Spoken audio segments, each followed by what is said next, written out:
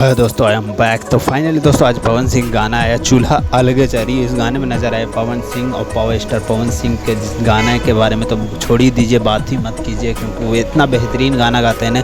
उनके बारे में गाने के बारे में कुछ बोलना ही कम पड़ेगा मेरे हिसाब से मेरे लिए।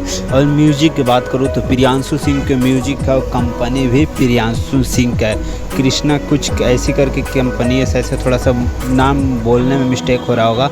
और गाना बहुत बेहतरीन है। आस्था सिंह नहीं, क्वीन सालनी नज़र आए इस गाने में। बहुत बेहतरीन गाना यार, क्या औसम गाना यार।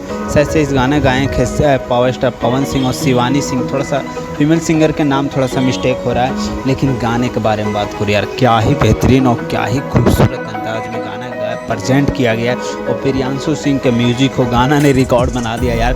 अभी तक मान लीजिए 12-13 घंटा हो रहा है और 1 लाख और 1 मिलियन 3 लाख दिखा रहा है कुछ व्यूज़ ऐसी। So love you, bye, love you.